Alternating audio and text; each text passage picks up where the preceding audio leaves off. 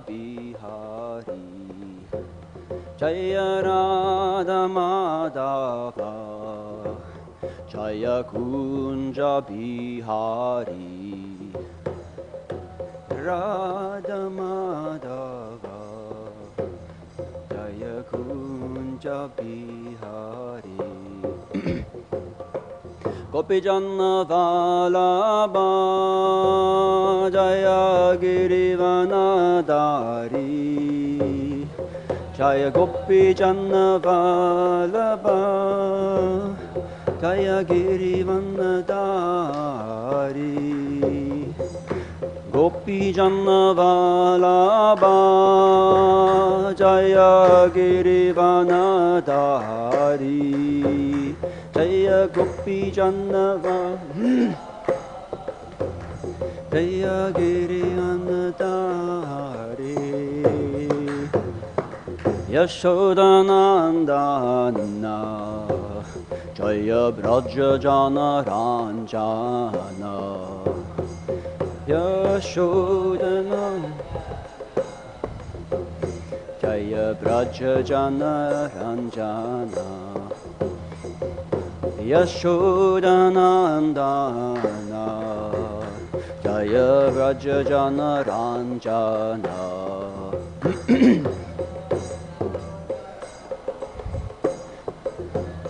Jaya Brajajana Ranjana Jamuna Tiravanachare Jaya Kunja Bihari Yamuna Tiravanachari Jaya Kunja Bihari Jaya Yamuna Tiravanachari Jaya Kunja Bihari Yamuna Tiravanachari Kunja Bihari Jaya Radha Madhava Jaya Kunja Bihari Radha Madhava Jaya Kunja Bihari Gopijanna Vallabha Jaya Girivanadari Gopijanna Vallabha Jaya Girivanadari Jaya Gopijanna Vallabha Jaya Girivanadari Gopijanna Vallabha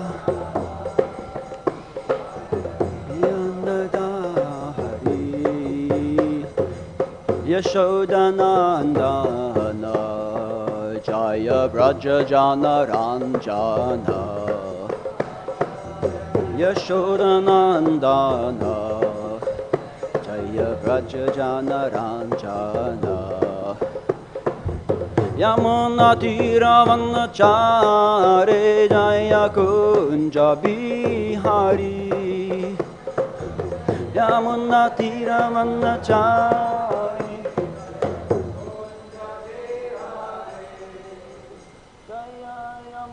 Tiravanachare Jaya Kunja Bihari Yamuna Tiravanachare Jaya Radha Madhava Jaya Kunja Bihari Radha Madhava Jaya Jaya Radha Madhava Jaya Kunja Bihari Radha Madhava Jaya Kunja Bihari Jaya Shri Krishna Chaitanya Prabhu Nityananda Shri Advaita Gadadhar Shrivasadi Gaura Bhakta Vrinda Shri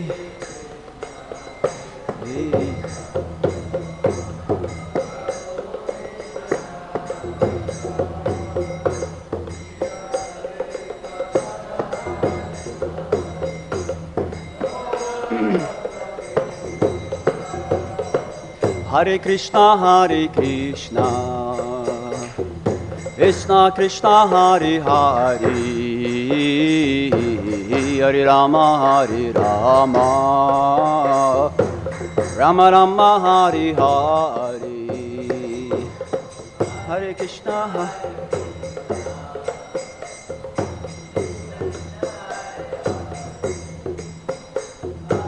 Hare Rama, Hare Rama, Rama Rama, Hare Hare,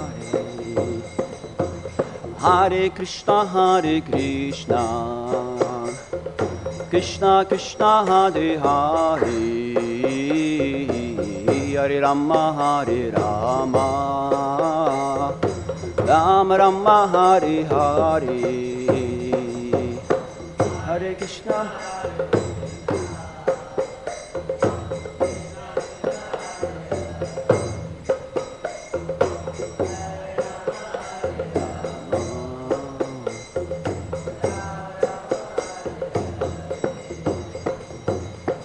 Hare Krishna, Hare Krishna, Krishna Krishna, Hare Hare, Hare Rama, Hare Rama, Rama Rama, Hare Hare, Hare Krishna.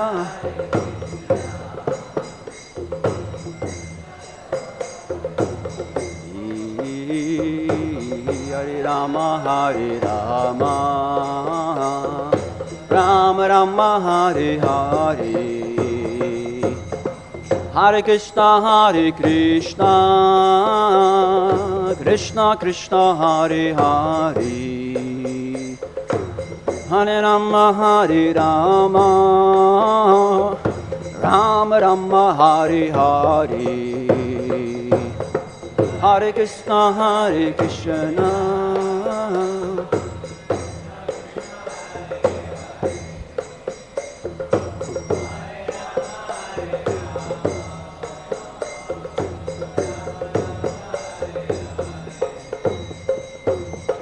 Hare Krishna, Hare Krishna, Krishna Krishna, Hare Hare, Hare Rama, Hare Rama, Rama Rama, Hare Hare, Hare Krishna, Hare Krishna, Krishna Krishna, Hare Hare.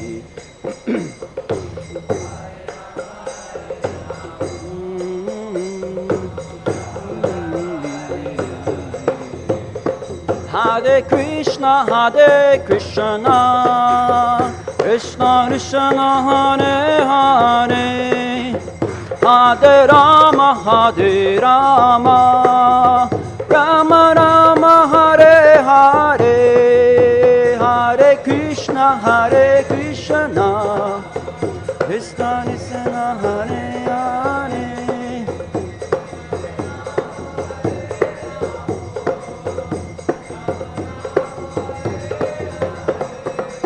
Hare Krishna, Hare Krishna, Krishna Krishna, Hare Hare, Hare Rama, Hare Rama, Rama Rama, Hare Hare, Hare Krishna, Hare Krishna.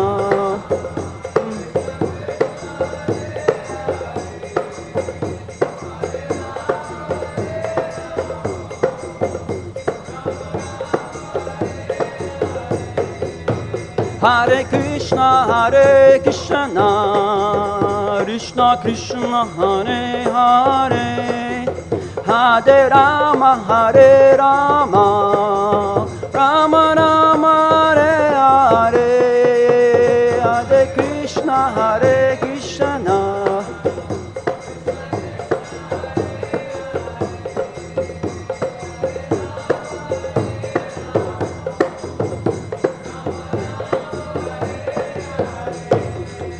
Jaya Prabhupada, Jaya Prabhupada, Prabhupada, Jaya Prabhupada, Jaya Prabhupada. Jaya Jaya Prabhupada, Prabhupada, Prabhupada, Jaya Jaya Prabhupada.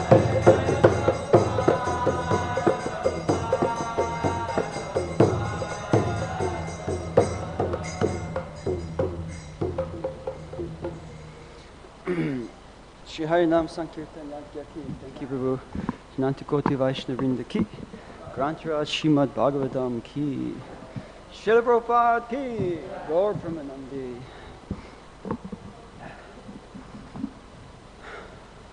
Om Namo Bhagavate Vasudevaya.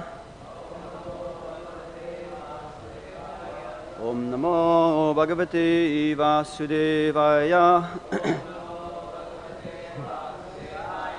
Om Namo Bhagavate Vasudevaya. Hare Krishna. We are reading today from Srimad Bhagavatam, Canto 3, chapter number 16, entitled Jai and Vijay Cursed by the Sages, and we're doing text number 6. yasyāmṛtāmala-yaśaḥ-śravaṇāvagāhaḥ. Sadyaḥ punāti jagad āśvapacāt vikuṇṭhaḥ.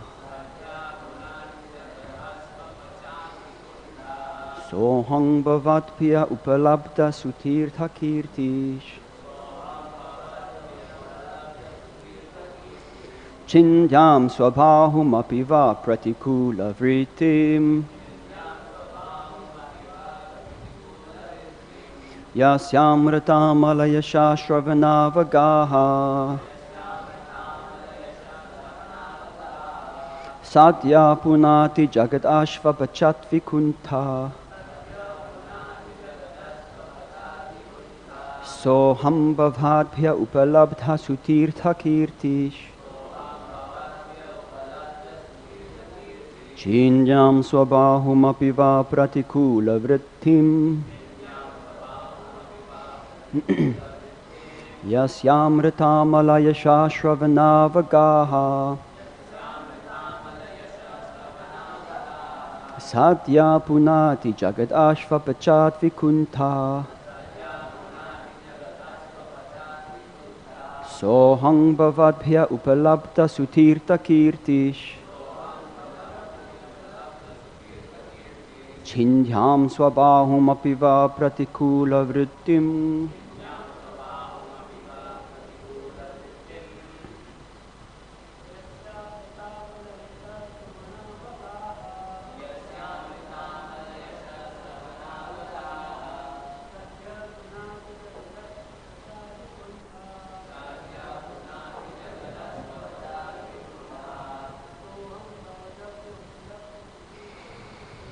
Soham bhavadbhya upalabdha-sutīrtha-kīrtiś.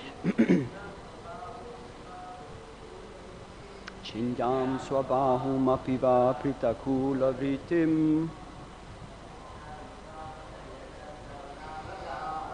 yasyāmṛtāmala-yaśaḥ-śravaṇāvagāhaḥ. sadyaḥ punāti jagad āśvapacāt vikuṇṭhaḥ.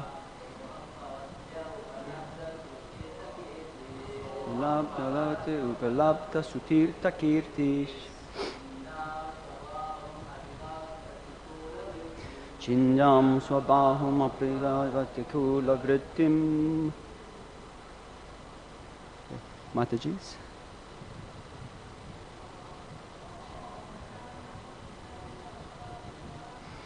yasyāmṛtāmala-yaśaḥ-śravaṇāvagāhaḥ.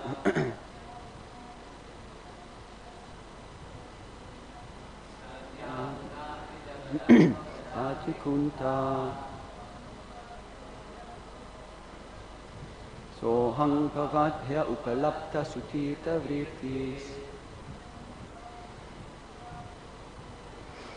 Chindyāṁ sva-bāhum pratikūla-vṛttim. Yasya, of whom amṛta, nectar, amala, uncontaminated, yasya, glories, śravaṇa, hearing, avagāhaḥ, entering into, sadyaḥ, immediately, punāti, purifies, jagat, the universe, āśva-pacāt, including even the dog eaters, vikuṇṭhaḥ, without anxiety, sa, that person, aham, I am, bhavadbhya, from you, upalabdha, obtained, su-tīrtha, the best place of pilgrimage, kīrtiḥ, the fame, chindyāṁ, wood cut off, sva-bāhum, my own arm, api, even, va, towards you, pratikūla-vṛttim, acting inimically. Translation and purport by His Divine Grace A.C. Bhaktivedanta Swami Srila Prabhupada Ki. Anyone in the entire world, even down to the chandala, who lives by cooking and eating the flesh of the dog, is immediately purified if he takes bath in hearing through the ear the glorification of my name, fame, etc. Now you have realized me without doubt. Therefore, I will not hesitate to lop off my own arm if its conduct is found hostile to you. Purple. Real purification can take place in human society if its members take to Krishna consciousness. This is clearly stated in all Vedic literature.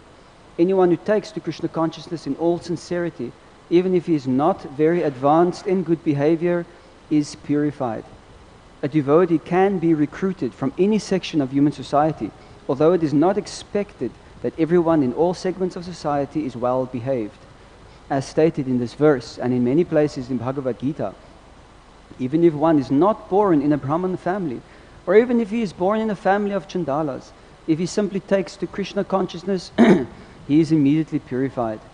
In Bhagavad Gita 9th chapter verses 30 to 32, it is clearly stated that even though a man is not well behaved, if he simply takes to Krishna consciousness, he is understood to be a saintly person. As long as a person is in this material world, he has two different relationships in his dealings with others. One relationship pertains to the body, and the other pertains to the spirit. As far as bodily affairs or social activities are concerned, although a person is purified on the spiritual platform, it is sometimes seen that he acts in terms of his bodily relationships. If a devotee born in the family of a chandala, the lowest caste, is sometimes found engaged in his habitual activities, he is not to be considered a chandala. In other words, a Vaishnav should not be evaluated in terms of his body. The Shastra states that no one should think the deity in the temple to be made of wood or stone, and no one should think that a person coming from a lower caste family who has taken to Krishna, to Krishna consciousness is still of the same low caste. These attitudes are forbidden because anyone who takes to Krishna consciousness is understood to be fully purified. He is at least engaged in the process of purification, and if he sticks to the principle of Krishna consciousness, he will very soon be fully purified. The conclusion is that if one takes to Krishna consciousness with all seriousness, he is to be understood as already purified, and Krishna is ready to give him protection by all means. The Lord assures herein that he is ready to give protection to his devotee, even if there is need to cut off part of his own body.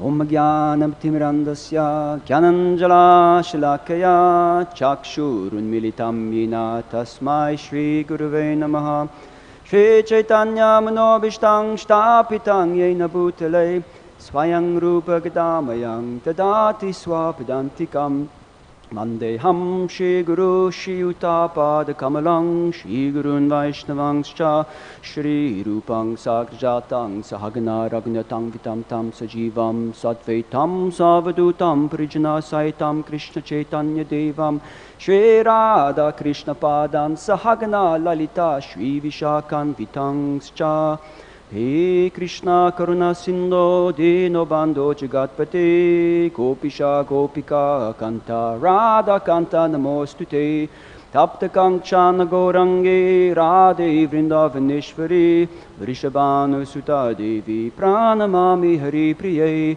Vangshakalpa Turbhyascha Kripa Sindhubhyevacha Patitanam Pavanebhyo Vaishnavebhyo Namo Namaha Jaya Shri Krishna Chaitanya Prabhu Nityananda Shri Advaita Gadata Shri Vasadi Gaura Bhakta Vrinda Hare Krishna Krishna Krishna Hare Hare Hare Rama Rama Rama Hare Hare.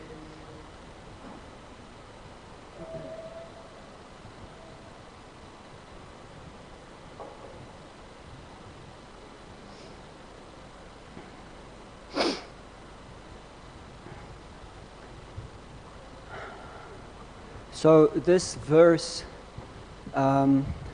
is a direct challenge to how we as conditioned living entities prefer to perceive the world. Because our brains are limited, our senses are limited, our abilities are limited, we need to box things in, categorize things, alphabetize things, so that it's easier for us to keep track of, it's easier for us to understand, it's easier for us to control. So the living entity that is inflicted with envy to Krishna, which is the purpose of him coming here, they do not like to not be in control. The whole purpose is to become Krishna or to attempt it. So yeah, the mission is full control. Of course, that's not working out very well for us. We just look at the world around us and we can see the madness that is here. And it's not just madness of Kali Yuga, it is madness of the material world. Kali Yuga just has a very degraded aspect or manifestation of this madness. But this madness is even found in the celestial realms as well. Nobody is freed from these the six enemies which are constantly pounding the living entities, this lust, greed, anger, madness, envy, illusion, which we're attacked by constantly. The Puranas are full of stories of living beings who are supposed to be of the highest caliber, supposed to be in realms where passion and ignorance is practically non-existent. But yet, Indra cannot help himself but to go after the wives of other men. You know, Brahma for a moment thought of pursuing his own daughter, and he felt so disgusted that he had to cast his body aside, right?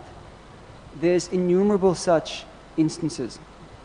I would say only one exception is Lord Shiva, who did it as a pastime with Mohini Murti. So it's a special one. Not to be considered the same though, because Lord Shiva is still Purush, he's not Prakriti. So in that exchange, he was enjoying the bewilderment. We do not enjoy our bewilderment. We suffer. So it took me years of thinking, how could somebody like Indra do this? How could he act in such a way contrary to religious principles and morality? And the only answer I could come up with is not because he was out looking for it. It's not like he was like a drunkard looking for a liquor store for his next drink. He couldn't help it. Lord Brahma couldn't help thinking like that about his daughter, right? It's part of the body and the mind, the material body. We're not these bodies, but the body is the body. Another instance of this, of a pure sadhu, even somebody who's a nitya siddha bhakta, somebody who's an intimate associate of the Lord. Srila Gaur Kishore Das Babaji Maharaj, when he was sitting on the banks of Swarupganj doing his bhajan, one lady carrying fish was coming. I hope I didn't quote the wrong sadhu here. If you can correct me if I gave the wrong name. It's the right one. He saw the fish, and for a moment he desired to taste the fish. And immediately he rebuked himself. And he thought like, how can I think such an impure thought? And he took a stone and he threw it at her, and he said, get out of here. And he became so upset that he took his Gornitai deities and he tied a rope to them and he threw them in the river. And he held the rope under his foot and he stood there. And anybody who came to inquire about him, he would throw them with stones and he would chase them away. And Bhaktisiddhanta Saraswati, he instructed his disciples to not go to him, to stay away from him. And there was one brahmachari, he gave the service of bringing him some prasadam daily. And after some time, he spoke with his disciples and he said that, you think I'm keeping you away from him because he is in Maya, but I'm keeping you away because you cannot understand his bhav. But the point I'm making here is that he had that thought of tasting the fish. A pure devotee who never comes in touch with the material world, his mind thought of tasting the fish for a moment. Just think about this, right? A pure devotee has no desire to do anything that displeases the Lord. And as such, they also want to exhibit perfect behavior for the inspiration of the common people. So that was not his desire, but his mind did it. So one can also conclude that he couldn't help it. He didn't want to, and it happened. So, of course, one can see it from another perspective of how the Lord desired to have some pastime with his devotee. And there are things we cannot understand happening there as well. So we leave it as that. But the point I'm taking out here is just how in this material world, anybody who has a material body, they are not free from these influences. And the body will do things which we do not want to do.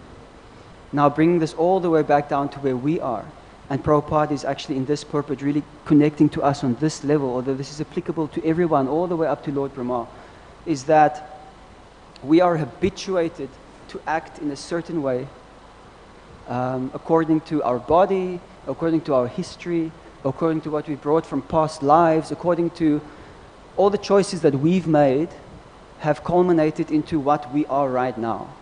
It's because of my choices I'm here, but I have this body because of me. It's my responsibility. Now I'm in the situation where I'm trying to take responsibility and I'm finding it very difficult because I'm not very powerful, I'm not very smart, I'm not austere, I'm not dutiful, I'm not religious, I am by nature self-centered, selfish and envious. But I want to give it up. So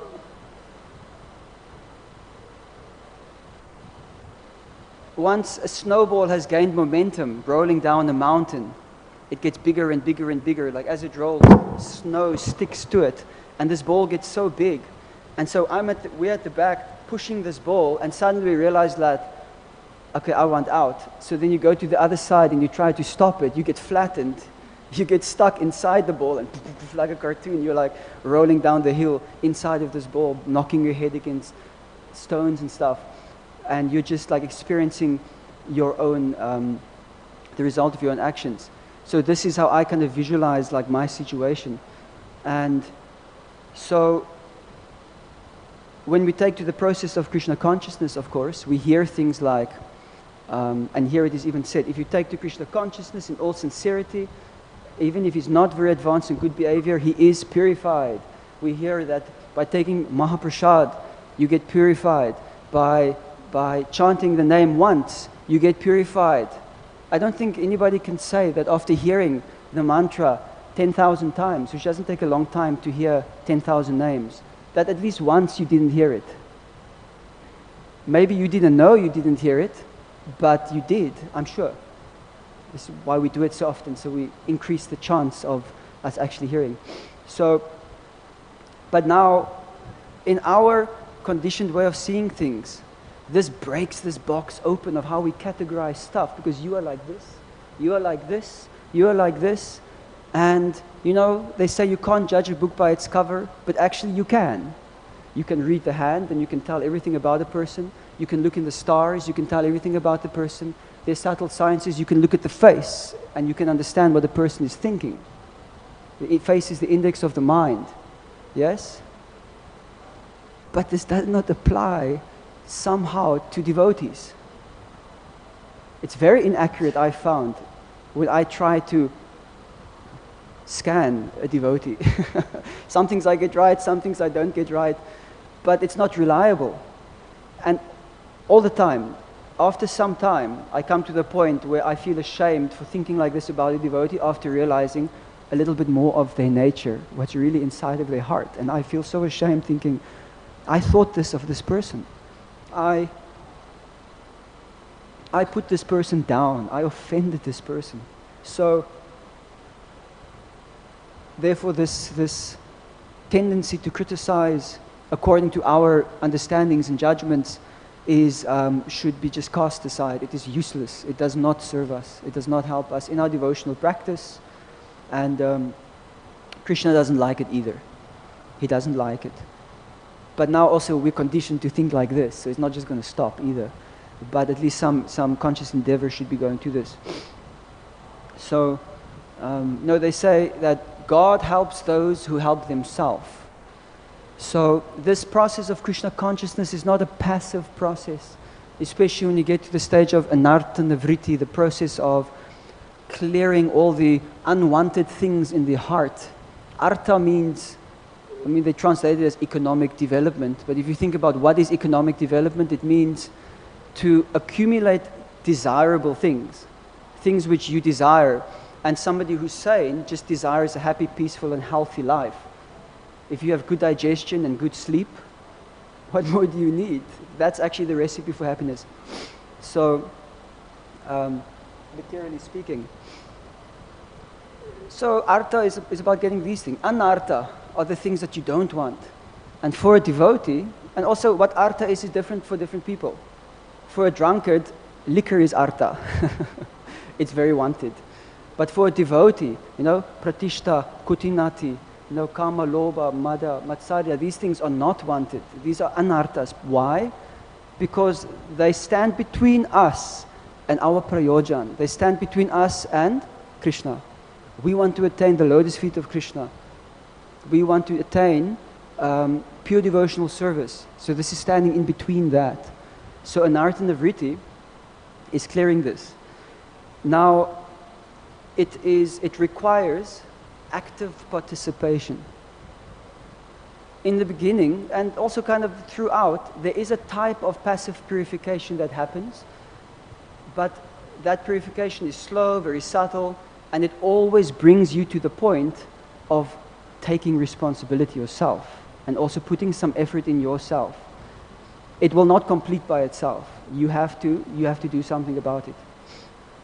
So, now in this, somebody might say, oh Prabhu, but it says all you have to do is chant Hare Krishna. And then I would respond to that, yes, this is true. Are you doing it? Are you only chanting Hare Krishna? Who here is like only chanting Hare Krishna? Why? Why not? Why not? Can you do it? I can't. I'd like to. I've read about the glories, so I would like to, but I cannot. So, and why? It's because I'm so full of anarthas. So there's something standing in between me and just chanting Hare Krishna all the time. Of course, chanting Hare Krishna doesn't mean necessarily becoming like a Babaji and, like a Bhajanandi just chanting. Devotional service is also chanting. Nama, Guna, Rupa, Lila, all these 9 processes of devotional service, they are all one and the same. So, Shravanam, Kirtanam, Vishnu Smaranam, they all the same. So thinking of Krishna is remembering. Worshipping the deity is also chanting Krishna's name. Remembering is chanting Krishna's name. Taking prasadam is chanting Krishna's name. We're actually chanting Krishna's name more than we realize. And then throughout the day, when you kind of forget about Krishna, how often has it happened when you're going down like this crazy main road and there's some near-death experience that happens, like, and you go like, oh, Krishna. Do you say it like that? It means you're thinking of Krishna. You didn't think something else. You didn't like say some like, nasty word or... So naturally, it's going on in the consciousness. So this means something. It means that some Krishna consciousness is there. So we shouldn't judge ourselves so harshly, and neither should we judge others so harshly. Actually, it's a fact, that in psychology they accept the way that we treat others is very much a reflection of how we treat ourselves. And how we think of others and judge others, we think of ourselves like that also. So when you see another person being very harsh to another, very heavy, that person's probably being like that to themselves. Sometimes even not knowingly. So there's now these two aspects of this purification, this narrative vritti. The one is that we endeavor, we spend energy to remove these anarthas so that we can enhance the quality of our offering to Krishna. So that motivation is there. Mixed with whatever, but we don't care about that. We're focusing on the good stuff. We want to add more of the good. Krishna consciousness it's a positive method. It's not a method of negation, it's a method of adding in the good. And just if you have a glass of poison and you keep adding fresh water into it, as it overflows, before long you'll have a glass of pure water. You did not think about removing poison, you just thought about adding in pure water.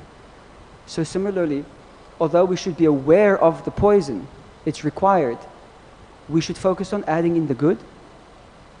And as far as the bad is interfering, we should try to do something, arrange our life, have a strategy that you're going to follow so that you can protect yourself from that. This is application of intelligence. And this is bhakti. This is itself the definition of bhakti. Anukulyena Krishna anushilanam. Right? It means that this is three aspects. Anukulyena Krishna, so it means anukul is the intention is to serve Krishna. If you did not have the intention to serve Krishna, you would not even be in Bhagavatam class. You wouldn't bother chanting your rounds in the morning because you don't have to chant the rounds in the morning, but you do it because you want to. Maybe we feel like I have to, I made a promise. But you could not do it, and people do that. So you choose. Actually, you do choose. So the intention is there. Krishna means, Jiva Goswami explains, that it means Krishna, his expansions, and his paraphernalia. Paraphernalia also. His Mrdanga, that's his paraphernalia. Everything engaged in his service, this microphone right now, is Krishna. And I'm utilizing it to spread his glories and to try and inspire devotees in the devotional service. So this is also counts as Krishna. And my intention is to use this to that purpose. And then Krishna, Shilanam, Anu Shilanam, there's two kind of ways. Anu Shilanam, Anu means to follow, which particularly refers to following in the footsteps of the acharyas. So they've set some kind of way for human beings for this age, to apply devotional service. But Shilanam also means to act, to do something. And Jiva Goswami explains there's two aspects of this, the bhava roop, the cheshta roop, which is, cheshta roop is like actually physically doing something, taking a broom and sweeping it, or raising a family. Or bhava roop means the sentiment, the feeling. When you look at the deities and you're feeling helpless, that's bhakti in front of the deities. And that helplessness you're expressing to the Lord. You're saying, please help me. Or you're thinking like, wow, they look so beautiful. That's bhakti. It's a feeling. So it's something's actually happening on the subtle platform. So some activity has to be there. That is clear. And that is also part of our devotional service. And on the other hand, we also have Krishna's mercy. Because we find that as far as we've applied ourselves, we fall short. All the time. I can speak for myself. I fall short all the time. Every time I've tried to do something to improve myself.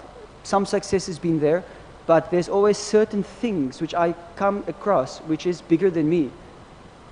It's like I discover the Hiranyakashipu in my heart. And like, he's too big. Even Ravana couldn't even lift one of his earrings.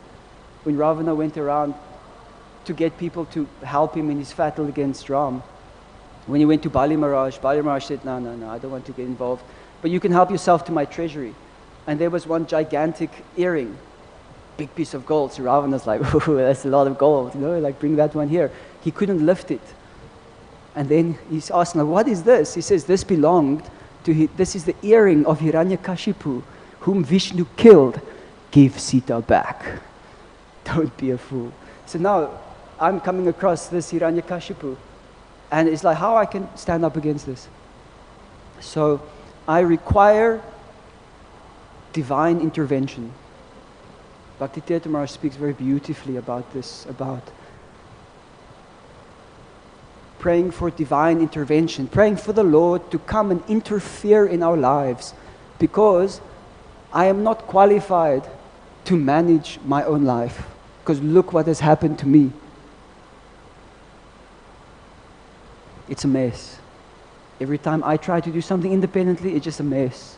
Marriages fall apart, relationships get destroyed, you lose your job, you can't even keep your own health.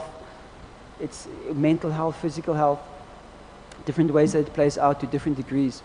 So we see these two parts, and Krishna says, therefore, in the Bhagavad Gita that I will preserve what you have and I will carry what you lack. Aham, I personally will carry what you lack. And of course, there's this beautiful pastime that illustrates how Krishna actually personally does it.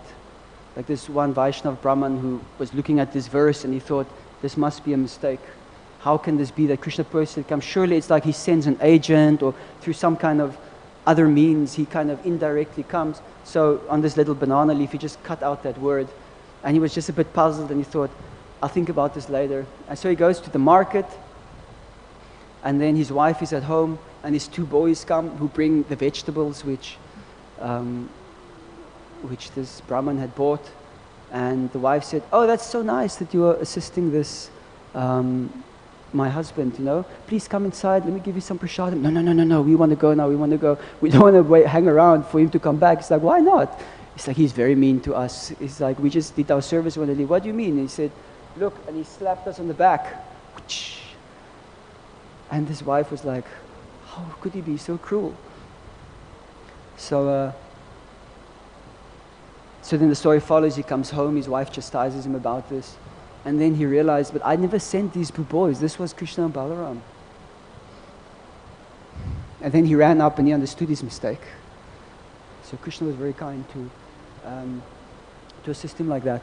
So Krishna carries what we lack, but also he preserves what we have, which means we should use what we have as well. So now when we get to this point where when we're trying to free ourselves from our anarthas, then we reach impasses. We reach impasses. It's a well-known fact that certain habits actually affect the brain physically. Like certain neurological pathways get constructed in the brain which impel a person to act in a particular way. And like Prabhupada is saying here, habituated.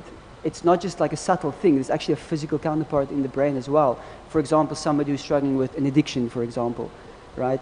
They cannot help it.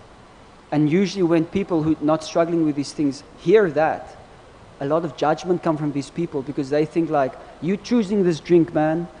It's like, but the person is actually, his life is being destroyed, and whatever he tries to do to give it up, he cannot. He cannot. So now one might think, wow, that's very sad. Luckily that's not happening to me. But is it really? Is it really not happening to me? How many years have I been trying to give up criticism? Am I still doing it? Maybe I'm addicted to criticism. How many years have I tried to give up wanting to enjoy being in the spotlight? On the Vyasa-san giving class. It's still there. I'm trying. It's not there because I'm not trying. I'm trying. So maybe I need help. I think I need help because no matter what I have tried, I've not been able to give it up. So one reporter once asked Srila Prabhupada what the meaning of the Maha Mantra is. And I love this because he didn't give the typical response about Hare means the energy of Krishna, Krishna means the person, Ra means reservoir of pleasure. No, he said, the mantra means, I need help. It's a calling out to Krishna, please intervene in my life. I need help. I'm drowning. Help me. I cannot. Please carry what I lack. And so part of the Synonyms is a very deep establishment of a connection with Krishna, one of trust, one of surrender, where we surrender to Krishna, but we can only surrender as much as we trust Him. If we trusted Krishna 100%, we would have no problems. And now we read, like, you can imagine if you were to say to somebody, Prabhu, I want to reveal my mind to you in confidence. I don't trust Krishna. Oh, Prabhu, how can you say like this? Krishna is Bhagavan.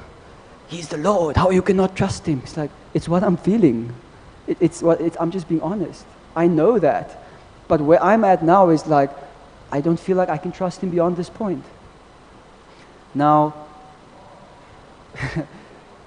and this is like the Mayavadi in us. We think Krishna is like us. We think Krishna will respond to such a statement the same as if somebody tells you, Prabhu, I don't trust you. How does that make you feel? Has everybody ever said that to you? It's a heavy thing to hear. If somebody says, I don't trust you, immediately the pride comes up, like, how can you say that, and like, it's challenging your ego, your false ego. So we unconsciously actually think Krishna will respond like that, but He doesn't. Why? Because He actually sees you. He sees what's in your heart. He does not see the facade that you are putting up. So you can go to Krishna, and you should go to Krishna, and you say, my Lord, I'm struggling to trust you with this part of my life. Please reveal yourself to me. It's an opportunity to connect to Krishna. Because the only way somebody can build your trust is if you give them a chance to prove themselves. Krishna is ready to prove Himself to you in every single way that you need. Krishna says, as they approach me, I reward them accordingly. So there's the desire to develop the trust, but you first have to acknowledge that there's a lack of it. And then you can go to the Lord and request it. And Krishna is just waiting for you to do that. He's sitting there on the altar waiting. When is He going to ask me to prove myself? I'm ready. I want to do it. I'm sure you felt like that too when you've let somebody down and you want to like prove yourself to the person to show like I can change. I am good. And you just really want that so eagerly. Maybe Krishna feels a little bit like that too. Just minus the anxiety, because Krishna's always in ecstasy. But there's maybe a type of transcendental anxiety of just getting you closer to Him, because he's seeing the potential in His relationship with you. He's seeing the potential in how He can enjoy you and that relationship. So He's very eager. But at the same time, He doesn't need it, because He's also Atmaram. He's self-satisfied. So in that way, He doesn't... Yeah. So, one thing that I've come across, which I felt is very, very powerful, is something called the 12-step program. It started with something in America where, and I think it's absolutely amazing how this thing actually manifested. It was a way that alcoholics were able to develop a relationship with what they call a higher power, and how this assisted them in becoming free from their addiction. And this has evolved and developed into different programs for different anartas, because all of them have the same problem, but the flavors of how they manifest are different. So therefore the way they talk about it is different. For example, narcotics, or people who overeat, or people who fault finding, for example. The underlying principles are the same, but we relate to them differently. So now one might think that this sounds very like New Age or something, higher power.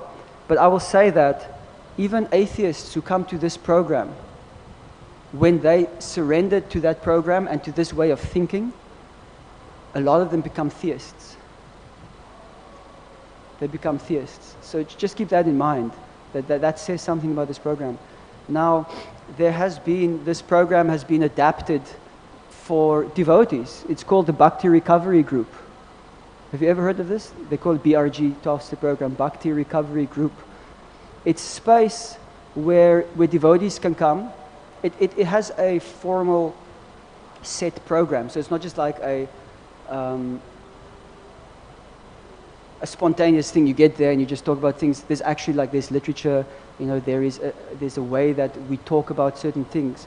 And the underlying principle of it is that we want to surrender to Krishna.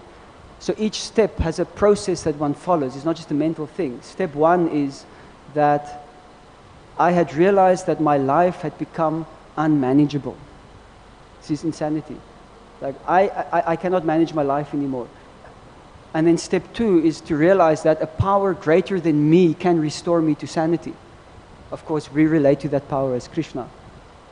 And then number three is that we actually asked that higher power. We asked Krishna to intervene in our lives.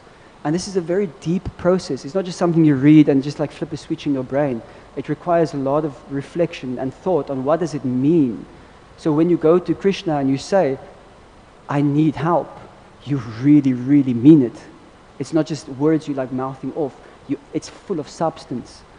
And this process really helps to impregnate it with substance so that intention is strong, so that it captures Krishna's attention. And so therefore the element of the bhakti there is strong. And it works. People become free from it. And I think there's hardly anybody who I feel does not need this program, because everybody is struggling in some way or another with something. And it's a very beautiful space. It's a completely anonymous space. I'm doing a little bit of an advert for BRG now because I feel like it's such an important program. This program is, by the way, it's endorsed by many of our leaders like Radhanath Swami, Mahatma Prabhu,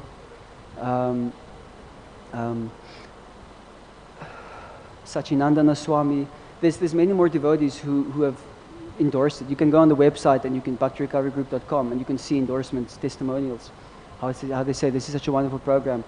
Actually, I chair the programs here in Mayapur once a week, and when we started the programs, I actually saw Radhanath Maharaj come out of Prabhupada's Samadhi, and I went to him because I know that it was his desire that for this program, because he's aware of the program and he wants this to. So I went and informed him that this is happening in Mayapur, and it was actually a very special experience because he was walking, he's like very grave. I just walked next to him and I just told him that you know, we started the Bhakti BRG 12-step program here in Mayapur, like in-person meetings, you know, and I know it's very dear to you, and just asking for your blessings. And as I said that, he just went, he stopped and he looked like that, and he just like, he was so happy to hear that. So it is blessed. It is by the devotees who we trust. So therefore, we should not really be afraid about the authenticity of it or if it's a deviation, because it's not. Because our endeavor to improve ourselves is our devotional service. And Krishna then steps in to help us, and we can actually get past this level of anartha and vritti. And I kind of ended off with this by saying that you know, there's one prayer which we pray in the 12-step program, and it goes like this. Krishna, grant me the serenity to accept the things that I cannot change, the courage to change the things I can, and the wisdom to know the difference. So serenity means peace, but it also has, it means to accept, but with a quality of peace. You don't like accept it, but there's like this hard thing that's still stuck in your throat. It's like you're actually like at peace with what is.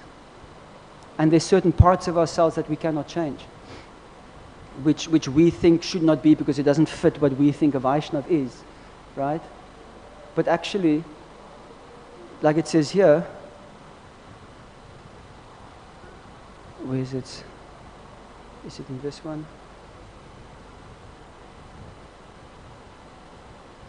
I can't find the exact thing, but it says you cannot judge a devotee based on his body, which means also his behavior. And one thing which really stood out for me of this is Srinivasacharya. We know he's a pure devotee, Nitya Siddha, you know, he's Narada Muni. Shrivas, not Srinivas, sorry, Shrivas. So his wife was in the back courtyard preparing things for Srivas's worship, and a crow came and snatched a pot of ghee. You know the story? And the crow went away.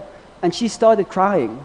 And Nityananda came there and says, what's going on? She's like, no, this crow flew away with this ghee, which I'm supposed to prepare now for Srivas's worship. He's going to become angry. So she started crying. So for me, this was significant because that gives an insight into the character of Srivas, doesn't it? Why would she cry out of fear of him becoming angry? It sounds like he might have been a bit of an aggro person. Huh? Doesn't it? Why would she cry? Because she knows him. And then I think like, how can that be? This is a pure devotee. You need to see how he can have this like imperfection. Because you cannot judge a devotee based on his habits. Interesting, isn't it? This proves my point that these things you cannot. Of course, when a person's habit is harming those around them, certain arrangements need to be made to protect others. But still, that person needs to be given a space where they can pursue devotional service in a safe way. So we should never cut off anybody, because we're family. When somebody is having a problem, you do not cut them off. You go there and offer support. And I feel that one thing that is lacking in our society, and one thing which we will not progress beyond where we are now, if we do not get this, is that we lack mercy. We do not give enough mercy to each other to be human, to be imperfect, to have faults and mistakes. We're so quick to... And we like that on ourselves as well. So when we start feeling, it's a religious principle. It's one of the legs of Dharma is mercy. So it's not enough to be vegetarian. You have to actually develop the quality of mercy. No, eating meat is contrary to that principle. But the religious principle is not vegetarianism, it's mercy. So we need more mercy for each other. And in that way, then we won't mind making mistakes because you know somebody's got your back. You need that association. And when neophytes see this culture, they'll be inspired as well. They'll be inspired. Because they also know, like, I also got support. I don't have to fight for myself. Because it's like that sometimes, unfortunately. So we're a new society, so it's not amazing that it's like this. But now Krishna's bringing these things up for us to work on. It's up to the individual. And individually we can work to this together. It's very important. It's very important. So, okay, I think I'll end there. There's like a few minutes left for questions. Anybody like a question or comment? Yes, Prabhu, Hare Krishna.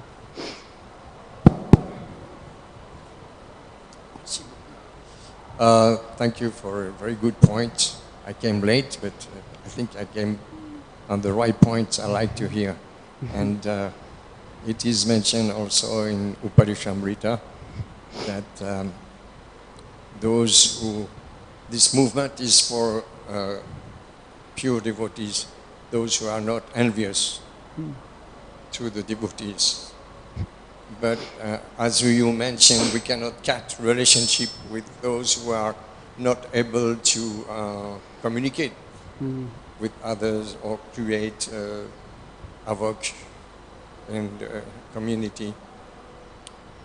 We should avoid their association. Those who have bad character, we should avoid them also. But on the other hand, we also have to take care for them.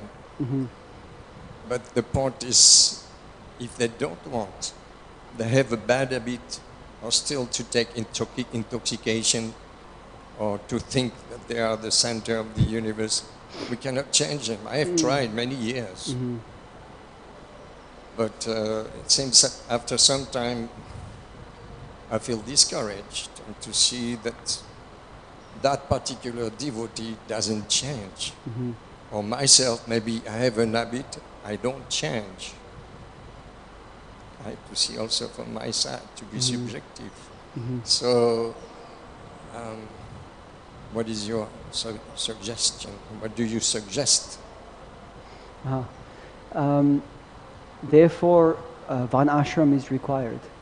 Because Prabhupada says here, real purification can take place in human society if its members take to Krishna consciousness. So not following the principles does not mean you're not Krishna conscious. You can think of Krishna under any circumstance, and in fact you should. So that means Krishna conscious. Maybe it's not very pure, but as you say, but things need to be set up so that the negative effect does not grow into the others who are maybe past that. And in the Van Ashram, Prabhupada says, Van Ashram, everyone is Krishna conscious. So that means they follow Krishna's process. So if, let's say, for example, somebody who's having a problem like drinking liquor. So on the one hand, he can participate in a program meant for assisting like these people, and that should be made available to this person. And but it's up to the person to take advantage, of course. And on the other hand, there are also ways which Krishna deems legitimate for acquiring these things. And in the first canto, Prabhupada mentions one yagya. And he says there in the purport, devotees should learn to perform this yagya. And this particular yagya is where liquor comes out. And that is how people can get liquor, according to Krishna's way. And if they follow it like that only, that is called regulation. And because they're following Krishna's way, that means they're actually connecting to Krishna, and some purification is possible. And the same goes for like meat eating, because, and of course these things, society is arranged in such a way that those who are free from these things, they don't want to see it. I don't want to see a goat that I know is going to get killed. It's disturbing. So they live in a place where, part of the society, but in a place where it doesn't disturb the rest. But they can still have a place to be. Even Kali had a place in this world. Parikshit gave him a place. So that means everybody needs to have a place. They need to exist. But it's up to the Brahman Vaishnav devotee to be wise enough to know how to do that. And the leader should be humble enough to follow the guidance of such a Brahman, so that he can enact that. And I think then things can go on very nicely. And people can progress, people are protected, but at the same time, because it's natural, it's organic. Like you can't, like you say, you can't just flip a switch. Some old habits die hard. It's very hard to do. So I think that it requires a little bit of that. And, but also, we shouldn't underestimate mercy. Lord can take things away if he wants to. So like, Ashli Shiva Padaratam Pinashtumam, it's like, I think that applies to our narratas also. We just give it down to Krishna, but it's up to Krishna to decide whether he will take it or not. But regardless of what he does, I will still worship you, my Lord, and I will still endeavor to surrender my everything to you. Even if you let me live with this affliction or not. So then you will still be my Lord. So I think you raise a valid concern about that. And yeah, and therefore the Van Ashram is there exactly for that reason, so that everybody can be Krishna conscious, and then they can get the chance to actually progress. Yeah. So he should be, that person should be nicely situated in Van Ashram Dharma, and myself also I should be nicely situated. I have to protect myself, because preaching, it's declaring war to Maya. So I have also the risk to fall down by preaching, but because I am preaching, I will be protected by Chaitanya Mahaprabhu. So I have to be also seeing this person needs mercy. I'm doing this for many years. Yeah. Sometimes I have to give it to him, his responsibility to take, and myself, I need also mercy to take my responsibility to protect myself from anger, disappointment, to be have sorrow like this. I have to keep my track with Bhagavad Gita and Srila Prabhupada. So you speak about Varnashram. Yeah. Srila Prabhupada speak nicely about Varnashram. That's true. So Varnashram, it's a good system to help those devotees who cannot help themselves. They have a place in Krishna consciousness. And there is a place for me also. I think also the association will probably be your biggest safety net. If one associates with people who are devotees who are on an equal level to you or to ourselves, and there's like a trusting intimacy there, they can check us. So if we go out to preach and we come back with some deviant idea, they can say, hey, what's this? they'll point it out, and because of the relationship, how you can hide it, it's like futile to try and hide it. It's like, come on, I know you, God. Don't be like that. Like, I'm your brother. So like this, we got each other's back. So this equal association is essential, like especially if you're going to go out to preach, so that they don't preach to you. Because it happens sometimes. You always go out to go and preach to the hippies, and they come back hippies. It's like, so, but the association can protect us from that. So we should have devotees who we don't feel like we need to hide anything, and who are mature enough to not judge or put us down for that, but they know how to support and how to come to you and just in a loving way, just to show, I noticed this thing, maybe you should just have a look at it, because we sometimes pick up things without noticing. But a friend can quickly say, oh, there's this thing here. Hey, thanks. A mosquito's eating your head. You don't notice it, and your friend just goes like, So we need that. We need that. So we cannot be alone. And I think, yeah. So in one ashram, that will naturally also be there, of course. But I think for the time being, until that is there, that association should be sought out. It is, and then I feel safe if I'm not independent. If there's somebody who can point to me and say, that's not right.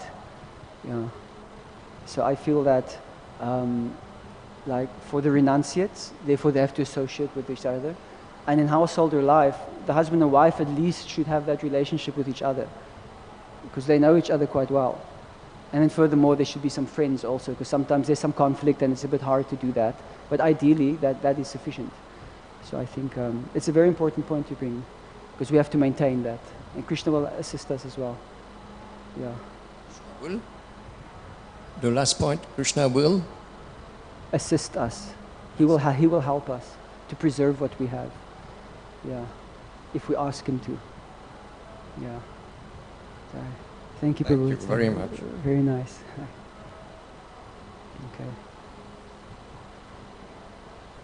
Okay. I'll just finish up by saying, if there's anybody interested in the BRG, you can come speak to me personally, or if it's online, you can just comment like on the YouTube video, and then we can connect somehow like that for more information. Or just go to bhaktirecoverygroup.com, and there's like all the information that you need.